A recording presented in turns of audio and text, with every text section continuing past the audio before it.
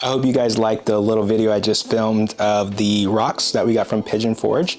It was a lot of fun. It's definitely, if you have a family and kids, bring them with you, because I mean, they would love to do it. If you're a skilled hunter of rocks, you know, a rock hound, it might not be as great for you, but you're still getting the rocks that you love. So I kind of want to show you, this is going to be like my little setup. I got a little bit of my stuff out, my rocks that I've busted open previously. But this is what I was filming, and this is what it looked like. So the rocks are all amazing. I had my little tripod right here, aiming down. I had my bowls of, you know, soapy water. Really, it was just this bowl that had soap in it. And then when I would transfer, it'd be all on my hands, and then it got all in this, and then the other one, it got really annoying. So I had to scoop out all the soap so I can get the rocks and see them without just feeling it. Because then I had soap on my hands for the video, and it was kind of annoying. I had to cut it out. So yeah, I'm excited, guys.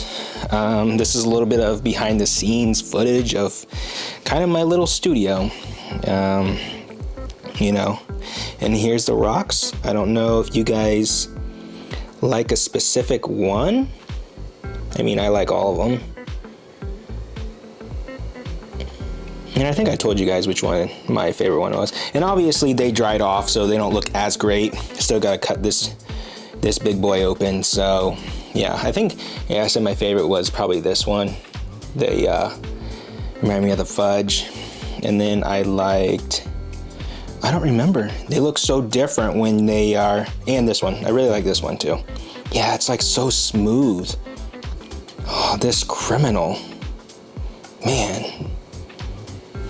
All right, I don't know if any of you guys got that, who knows? But yeah, so, I mean, there's my other studio for the Angry Spud, if you guys want to check that out, my cultural channel. But other than that, this is what it's like for the rocks.